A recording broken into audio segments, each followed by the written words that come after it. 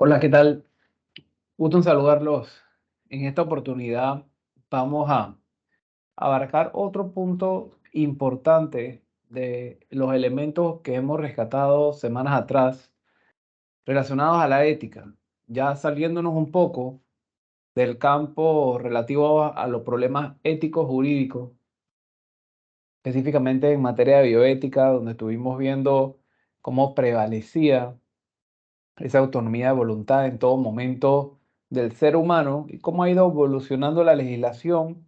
Y hemos analizado algunos elementos prácticos y lo hemos aplicado a casos, a conceptos relacionados a esos problemas éticos jurídicos. Ahora vamos a dar un cambio en cuanto a alejarnos un poco del tema médico, que es indispensable dominarlo, toda vez que son debates que se dan dentro del parámetro de discusión de los abogados en materia de ética, pero ahora lo vamos a enfocar dentro del sector público.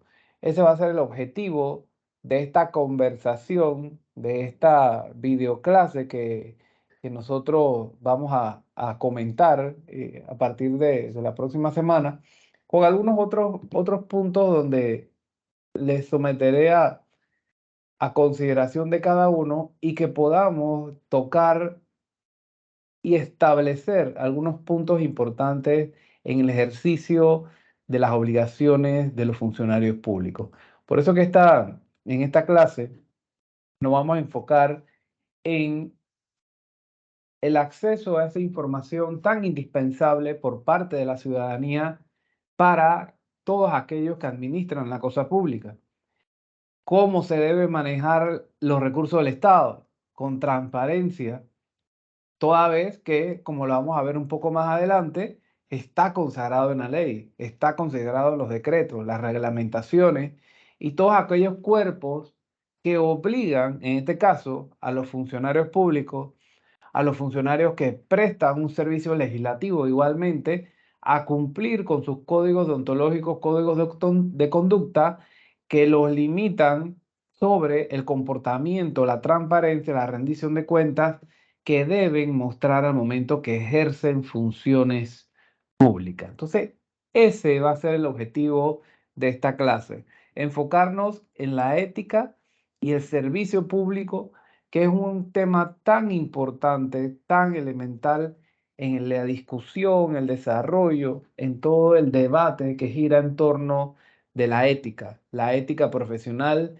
y la ética social que venimos conversando desde el inicio de este cuatrimestre. Entonces, le doy la bienvenida a todos en este evento en modalidad asincrónica para efectos de que podamos establecer algunos conceptos y aplicarlos una vez nosotros tomamos esos cuerpos legales, ley de transparencia, algunos otros cuerpos que reglamentan la ley de transparencia para efectos de entender, comprender y aplicar de forma correcta todos aquellos esos controles que establece la ley. Entonces, nuestro objetivo, como les dije, es revisar esa ética y servicio público, cómo está ligada la ética y el ejercicio de un servicio que en algunas jurisdicciones es un honor ser servidor público, toda vez que el servicio público es considerado para beneficio de la colectividad,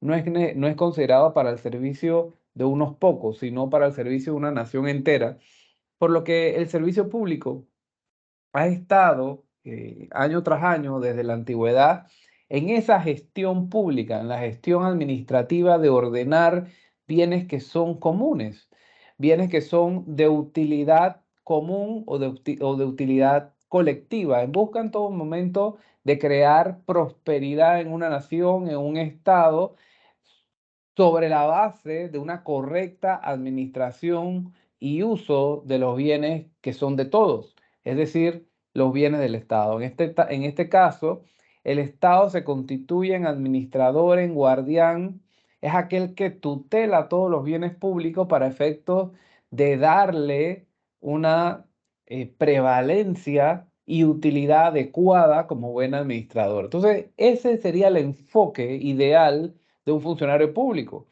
que entienda, que comprenda que los bienes que administra, que los bienes que emanan de cada una de estas direcciones, ministerios y demás funcionarios que regulan las leyes y los códigos deontológicos del sector público, están amparados sobre la base de tutelar, de administrar bienes que son de todos, no solamente de una parte de la sociedad.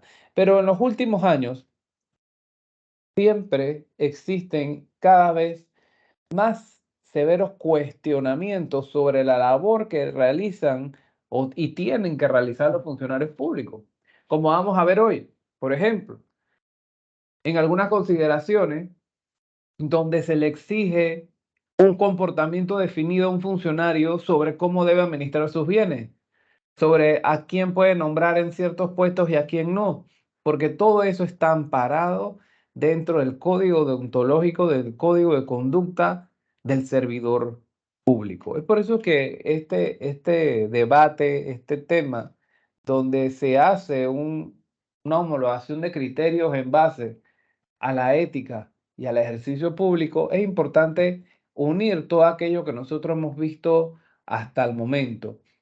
Una vez el servidor público se encuentra en ejercicio de su cargo, por supuesto que la sociedad, como ente fiscalizador del correcto uso de los bienes del Estado, va a encontrar algunas fallas, algunas irregularidades y defectos dentro de la administración pública, como lo están viendo en pantalla. Estos son solamente algunos ejemplos y podríamos seguir dentro de la cantidad de defectos.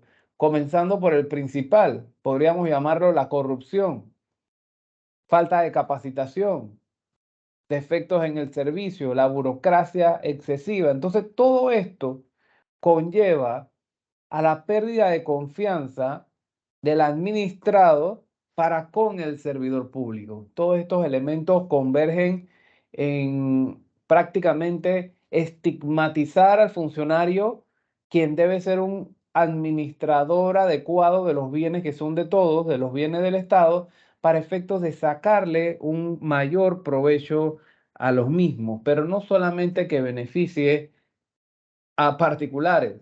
La máxima en este caso del servidor público es que sacarle un provecho a la administración porque son bienes colectivos, son bienes de todos los panameños en este caso y bienes de la colectividad. Sin embargo, muchas veces cuestionamos al servidor público y nos preguntamos, ¿es posible vivir en sociedad sin un servicio público o sin el servidor público? Necesitamos personas que administren de forma eficiente los bienes del Estado, que no se sirvan de los bienes del Estado, sino que sirvan, en este caso, a las colectividades para efectos de darle mayor rendimiento y uso adecuado a los bienes del Estado, de forma transparente, de forma que una vez hagan un uso o una inversión, se rindan cuentas sobre tales proyectos. Entonces, de aquí radica la necesidad de tener servidores públicos con una ética personal, una ética profesional marcada, que al momento de que ejercen esta función vayan y pasen a ser parte de una correcta administración pública. Porque es parte y el rol fundamental, uno de los tantos roles que tiene el administrador público, el servidor público, el Estado como tal, es brindarle a la sociedad, por ejemplo, mercados, carreteras, ferrocarriles, puentes, suministro de agua, electricidad, entre muchos otros, más que nada, proyectos, estructuras, infraestructura, industria, que lo que vienen a constituir es beneficio colectivo y no beneficios personales, que es el cuestionamiento que se hace regularmente a todos estos administradores públicos. Entonces, nuestro punto de partida va a ser entender qué es lo que debe ser la administración pública, cómo deben ser las cualidades de ese servidor público, cómo debe estar capacitado, cómo debe ejercer su rol de administrador, en lugar de reemplazarlo, por ejemplo, con la sociedad, con una iniciativa privada, como vemos acá. Es posible asumir todos estos ejemplos que acabamos de ver con iniciativa privada. Nos hacemos la pregunta por sí sola, por ejemplo.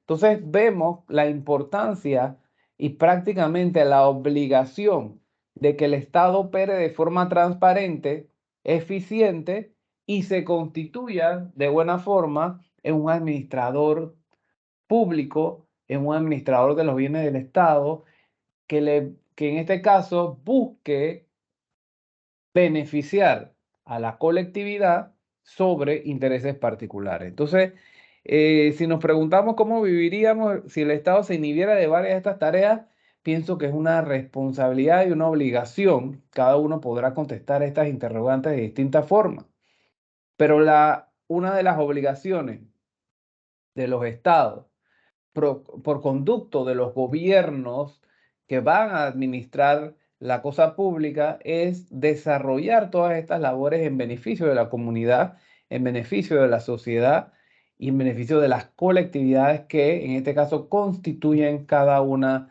de las sociedades. Nosotros en Panamá tenemos una serie de regulaciones, en este caso, de leyes, reglamentos que buscan establecer un orden y que son de obligatorio cumplimiento para efectos de buscar esa transparencia que vengo conversando. La ética pública está en razón de crear dentro del servidor público un conjunto de valores, un conjunto de principios que deben actuar de forma inmediata en el servidor público. Todo aquel que entra a la estructura del Estado debe cumplir una labor social, debe cumplir con una labor en conjunto con otros servidores públicos para brindar un servicio a la comunidad, pero no es cualquier servicio, es un servicio de calidad, un servicio eficiente, un servicio que lo que busque es el desarrollo integral de la sociedad y no lo perjudique más que nada.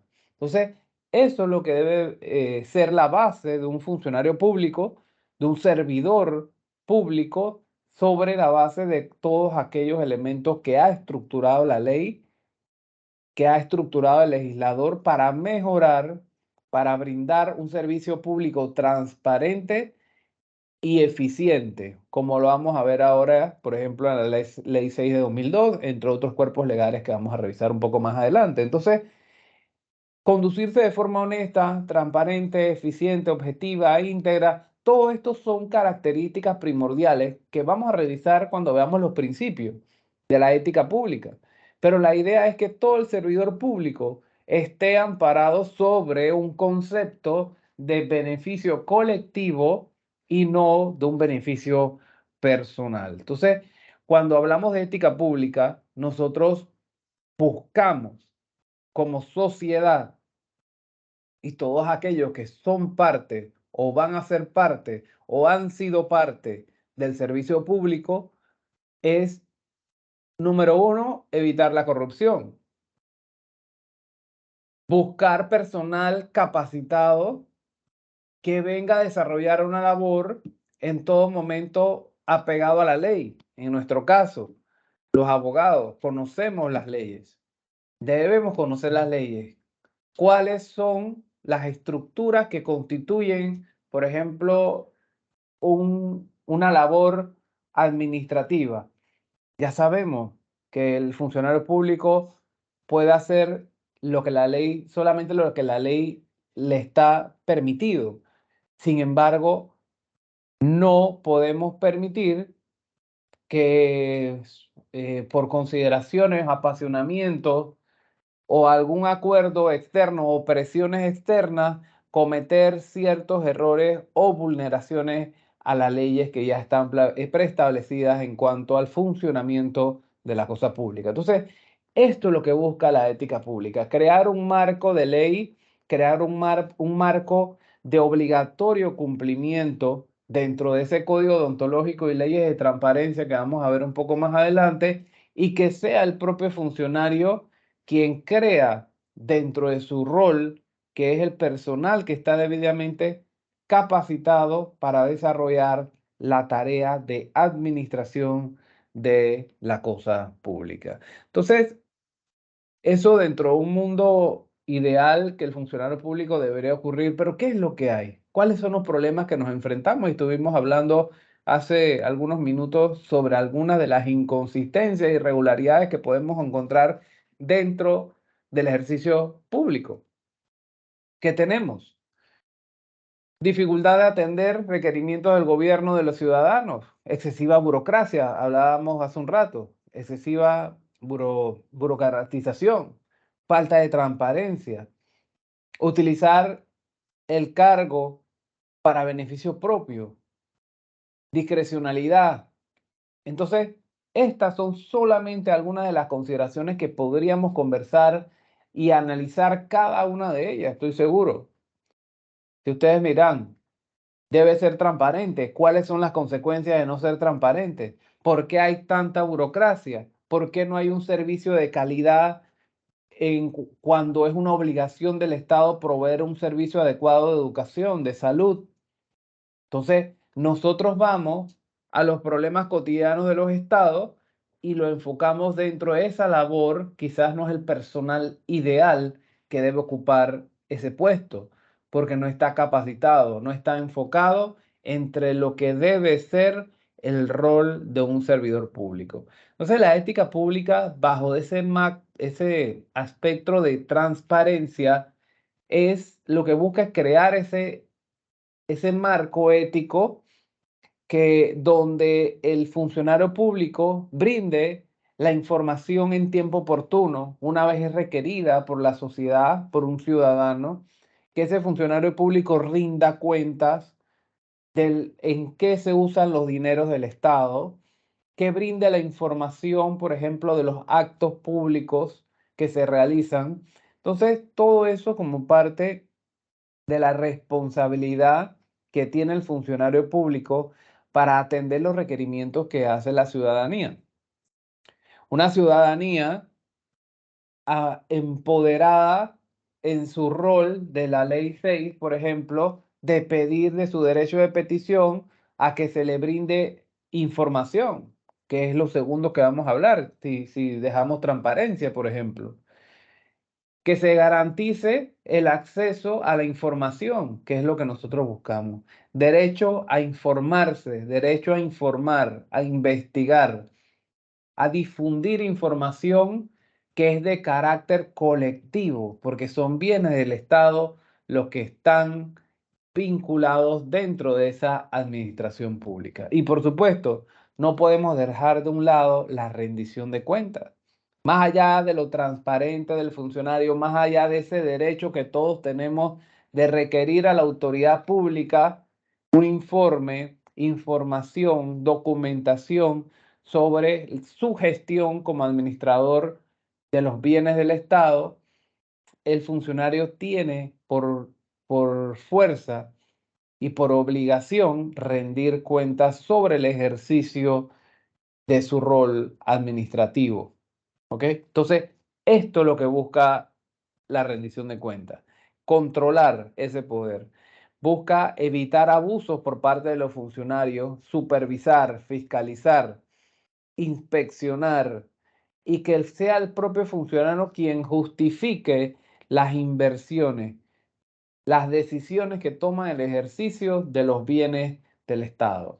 Y en caso tal de que no lo haga de forma correcta, que se apliquen las sanciones correspondientes que están contenidas dentro de esa ley, en este caso, Ley 6 de transparencia. Entonces, las acciones del gobierno deben orientarse a maximizar el uso social de la información y dar sentido a los principios democráticos de rendición de cuentas y publicidad.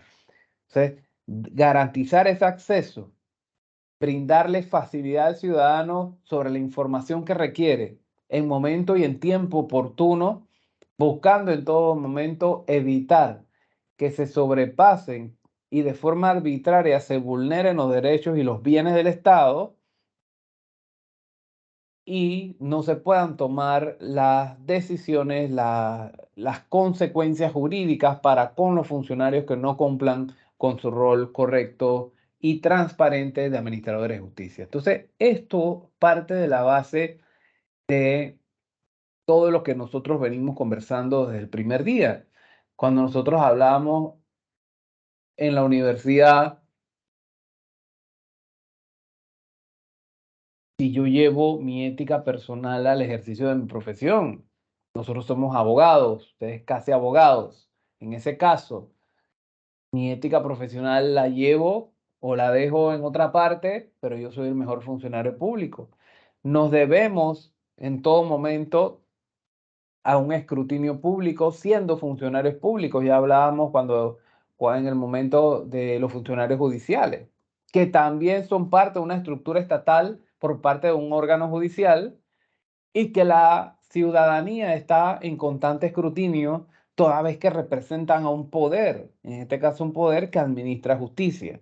En este caso que nos corresponde el día de hoy, sería conversar sobre qué pasa con ese funcionario. Ese funcionario no es absoluto, ese funcionario administra bienes de todos, suyos y míos. Y lo importante de todo esto es que se busque mayor transparencia, rendición de cuentas y, por supuesto, garantizar y que se nos respete nuestro derecho de solicitar, de informarnos para efectos de poder cumplir y tomar, en este caso, por parte de la autoridad, alguna sanción contra ese funcionario que no respeta las leyes, que no respeta lo que está estipulado dentro de los códigos de conducta, los códigos deontológicos que rigen al funcionario público. ¿Ok? Entonces, ¿qué beneficios obtienen los gobiernos al realizar su proceso de rendición de cuentas?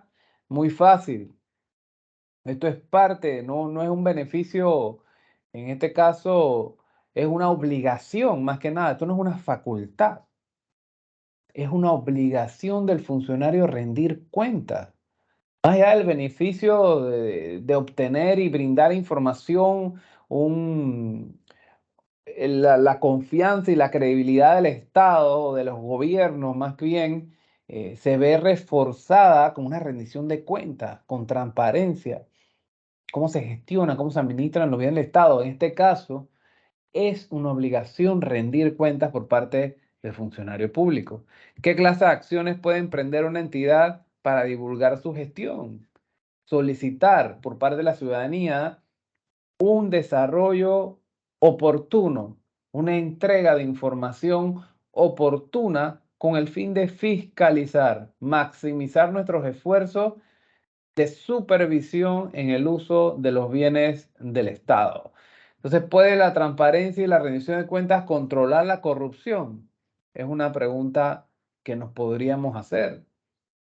Para eso están los tres ejes del funcionario y la ética que acabamos de conversar: transparencia, rendición de cuentas y derecho a la información. Es precisamente para evitar uno de los males que aquejan, en este caso, al funcionario y al servidor público. Entonces, eso es parte del análisis. En Panamá, en Panamá existe la ética pública. Dentro de nuestra legislación está contenida la Ley 6 de 2002, como mencionaba hace algunos minutos. La Ley 6 de 2002 habla y establece que dicta normas de transparencia en la gestión pública, establece la acción de áreas data y dicta otras disposiciones. Está debidamente reglamentada por el Decreto Ejecutivo 124/2002. Y vamos a ver algunos artículos, yo voy a leerlos por acá, para efectos de que nos familiaricemos con esta ley. Por cierto, hay 4 documentos en la semana que nos corresponde en la plataforma Teams, para efectos de que ustedes puedan verlo. Está la ley 6 y están los demás que vamos a ver esta noche, que son 3 más. ¿Ok? Libertad de información. Miren lo que dice el artículo 2. de la Ley 6 de 2002. Dice, toda persona tiene derecho a solicitar sin necesidad de sustentar justificación o motivación alguna la información de acceso público en poder o en conocimiento de las instituciones indicadas en la presente ley. Las empresas privadas que suministren servicios públicos con carácter de exclusividad están obligadas a proporcionar la información que les sea solicitada para los usuarios del servicio respecto de este. Y habla de toda persona. Por eso que, a ver, es bien importante analizarla. Todas las personas tenemos este derecho de solicitar a la autoridad, y hablamos del derecho de información. Todos los tenemos el derecho de que se nos informe sin ningún tipo de justificación, que es lo que dice este artículo 2 que acabo de leer. ¿Ok? Para efectos de poder fiscalizar, supervisar todo lo que conversamos. Las empresas privadas que brindan servicios públicos igualmente tienen la obligación, miren lo que habla aquí la ley, tienen la obligación, dice, están obligadas a proporcionar. Entonces, esto es parte de esa discusión. Y no solamente proporcionar, también hay una limitante si vamos al artículo 7. Dice que el funcionario receptor tendrá 30 días calendarios a partir de la fecha de la presentación para contestar por escrito. Y en caso que ésta no posea el o los documentos o registros solicitados, así lo informará. Entonces vemos que también hay un término para contestar. Obliga en este caso al funcionario receptor de la solicitud para que en términos de 30 días conteste. Esto es parte primordial de esa ley 6 de 2002 que los invito a que la vean, la estudien, la analicen, no solamente para la prueba parcial que vamos a hacer la próxima semana, sino que es importante entender cuál es la obligación de todos los funcionarios públicos, todos aquellos que son funcionarios, que van a ser funcionarios, que han sido funcionarios, reforzar para qué entramos en la labor pública. Artículo 27. Dentro de un plazo no mayor de 6 meses, contados a partir de la entrada en vigencia de esta ley, las entidades centralizadas, autónomas, semiautónomas, los municipios, los gobiernos locales, toda agencia o dependencia del Estado, incluyendo los pertenecientes al órgano ejecutivo, dice, ordenarán la publicación en la Gaceta de sus respectivos códigos de ética. Todas las instituciones, como acabo de leer en el artículo 27 de la Ley 6 de 2002. Códigos de ética de todas las instituciones para el correcto ejercicio de las funciones públicas. Entonces, vemos que la Ley 6 dio un pasos agigantados ya hace varios años y esto ha sido reglamentado, ha sido modificada la Ley 6. Los invito a que la vean, la estudien, la analicen, para efectos de otorgarle mayor proporción y control a ese funcionario público. No es un funcionario absoluto, un funcionario que administra bienes del Estado con control, con controles de fiscalización, de supervisión por parte de todas las personas, como vimos hace un rato en ese artículo 2. Relacionado con el decreto ejecutivo 246, por ejemplo, que vemos de 15 de diciembre de 2004, tenemos, dice, dicta el Código Uniforme de Ética a los servidores públicos que elaboran entidades del gobierno central. Aquí nosotros, dentro de este decreto ejecutivo 246 del 15 de diciembre de 2004, podemos encontrar el ámbito de aplicación. Vamos a ver el ámbito de aplicación. Las disposiciones de este decreto son de obligatorio cumplimiento para todos los funcionarios o servidores públicos sin perjuicio de su nivel jerárquico que presten servicios en las diferentes instituciones del gobierno central, entidades autónomas o semiautónomas, empresas y sociedades con participación estatal mayoritaria. Entonces, partiendo de ese ámbito de aplicación, nosotros tenemos principios generales: probidad, prudencia, justicia, templanza, transparencia en el artículo 9, como podemos ver, igualdad, respeto, principios particulares también entre el artículo 13 y el artículo 31, aptitud, capacitación, legalidad, evaluación, discreción, equidad, igualdad de trato, ejercicio adecuado del cargo, entre otros. Uso de la información. Mira el artículo 28. El servidor público no debe utilizar en beneficio propio o de tercero o para fines ajenos al servicio información de la que tenga conocimiento con motivo o en ocasión del ejercicio de sus funciones. Entonces, todo esto está reglamentado. Todo esto ya es parte de la legislación nacional y es de obligatorio cumplimiento. Eso es parte de estos principios que nosotros hemos estado conversando desde el primer día.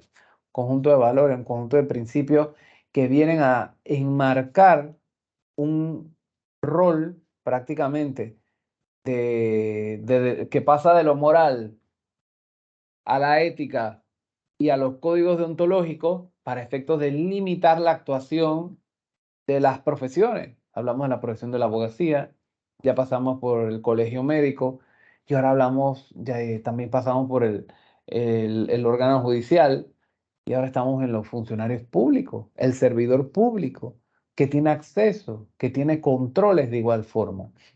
Entonces, cuando nosotros analizamos todos estos elementos y vamos a las prohibiciones específicamente, llegamos al artículo 41, dice que el servidor público deberá abstenerse de beneficiar con nombramientos en puestos públicos a su cónyuge, pareja de unión consensual u otros parientes dentro del tercer grado de consanguinidad o segundo de afinidad.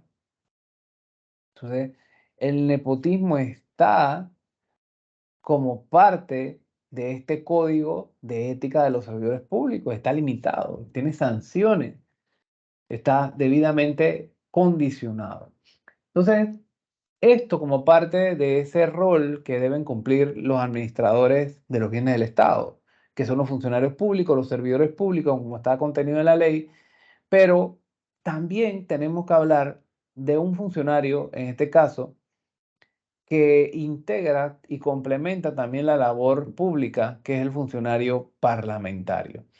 Si nosotros vamos a la ley 33 del 27 de octubre de 2005, en esta ley se adoptó el Código de Ética y Honor Parlamentario, que ustedes tienen igual forma en la plataforma Teams. Este código, el ámbito de aplicación, si nosotros vamos al artículo 1, dice: este código se refiere a la conducta de los hombres y mujeres investidos con el cargo de diputado o diputada de la República, así como la de sus suplentes mientras ejerzan el cargo. Se rigen los principios democráticos, igualdad, imparcialidad, solidaridad, justicia, equidad, libertad, basados en valores éticos y morales que conforman los derechos humanos totalmente reconocidos. Gaceta Oficial 25.418. Entonces, los diputados principales, diputadas principales y suplentes están investidos y están regulados por la Ley 33, que adopta un código de obligatorio cumplimiento, un código deontológico, un código de conducta. Los diputados deben adecuar su conducta pública y el ejercicio de las funciones inherentes al cargo a lo dispuesto en la Constitución, a las leyes, el reglamento orgánico del régimen interno de la Asamblea y el presente Código de Ética y Honor Parlamentario. Entonces, hay un código de comportamiento que deben cumplir los funcionarios, como acabo de leer en el artículo 3 de este código. ¿Ok? Entonces, los diputados deben comportarse con honradez, transparencia, seriedad, mesura, discreción, de tal forma que su conducta pueda admitir la fiscalización más detallada de parte de los ciudadanos. El diputado y la diputada deben reflejar en su conducta pública la dignidad del cargo que ejercen. Entonces, como vemos, la ética personal acompaña, en este caso, a los diputados y las diputadas, tal como está textualmente detallado y expresado en el artículo 6 de esta ley 33 del 16 de octubre de 2005. Entonces, esto es bien importante que nosotros entendamos, cuestionemos, analicemos cuando nosotros asumimos, ya sea diputadas, diputados, juez, jueza, secretario judicial, funcionario público, funcionario judicial, entre otras, estudiantes de derecho, profesores, que estamos regulados y que muchas veces el escrutinio va a ir de parte de a quienes estamos brindando un servicio. Eso es parte del cuestionamiento ético y el desarrollo de lo que nosotros podemos seguir conversando semana tras semana sobre ética y deontología jurídica. Entonces, si nosotros nos preguntamos, y por supuesto que esta respuesta es bastante fácil, porque vivimos en una era donde hablamos de industria 4.0, abogado 4.0, donde las telecomunicaciones han dado un giro a la sociedad, donde se habla de hipertransparencia, donde cada funcionario, cada trabajador puede ser escrutado en cuestión de segundos de forma pública. Entonces, la labor, en este caso, del funcionario parlamentario está mucho más escrutada, fiscalizada, supervisada por la sociedad. Entonces, responder a una interrogante como esta, creo que es muy sencillo. Sumado a lo que acabamos de ver en el código de conducta del funcionario parlamentario. ¿Cumple o no cumple con lo que acabamos de ver? Entonces, es deber de nosotros entender, conocer la legislación, el concepto, el código deontológico y las posibles sanciones ante la irrupción de este control legal para efectos de poder nosotros tomar una decisión. ¿Qué es lo que está infringiendo ese funcionario, ese servidor público, ese servidor parlamentario, esa jueza, ese juez, ese funcionario judicial, ese magistrado? ¿Cuáles son sus obligaciones? ¿Son eficaces las normas éticas de los funcionarios? Nos preguntábamos hace, si no me equivoco, la segunda clase. ¿Cuál es la crítica a algunos códigos deontológicos? ¿Son eficaces los códigos deontológicos o no son eficaces? ¿Qué es lo que pasa en la práctica? Porque acabamos de ver ley de la República. Ya vimos códigos deontológicos en materia judicial. Entonces, ¿son eficaces o no son eficaces? Porque son ley. Existe regulación, existe control. Entonces, eso es parte de lo que nosotros debemos mejorar. ¿Es efectiva la rendición de cuentas por parte del gobierno o de los gobiernos? No solamente este, ni el anterior, ni el anterior, sino todos.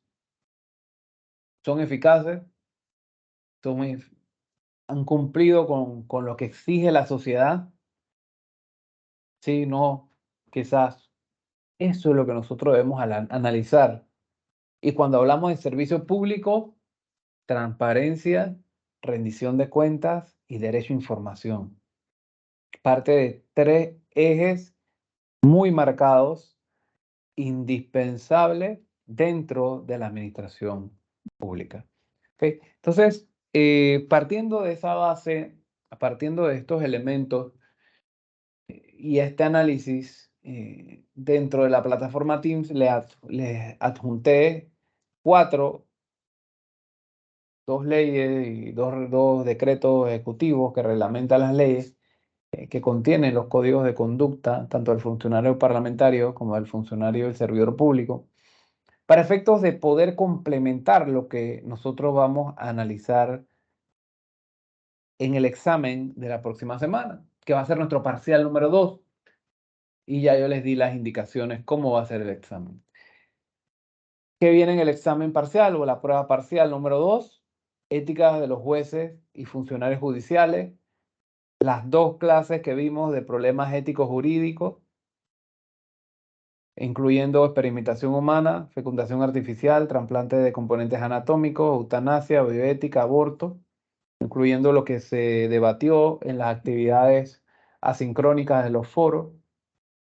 Y lo que vimos hoy, fundamento de derecho, conceptos de cómo están regulados, cómo debe ser la labor del funcionario público, del servidor público, para efectos de que brinde y que cumpla con los tres ejes que acabo de mencionar: transparencia, derecho a la información, rendición de cuentas. Este es el contenido de la semana siguiente, donde vamos a elaborar la prueba parcial número 2 de forma sincrónica. ¿Ok? Así que esto era el material que yo quería compartir con ustedes. Por supuesto, la próxima semana hay examen. Ya tienen unos proyectos andando, unas asignaciones debidamente subidas a la plataforma para efectos de que ustedes puedan ir trabajando en ellas con tiempo, ya que es un complemento importante de todo el contenido que nosotros estamos viendo a lo largo del cuatrimestre. Como siempre, me despido. Espero que se desarrolle, que estudien para el examen de la próxima semana, toda vez que vamos a, de forma práctica, como siempre lo hacemos, a entablar alguna relación entre los distintos conceptos, la legislación, para efectos de poder que todo esto conlleve a un mejor ejercicio de la profesión del derecho. Muchas gracias a todos, un placer estar aquí con ustedes, en este caso mediante este video, y poder compartir por algunos minutos lo relacionado con la ética pública. Que pasen un excelente día.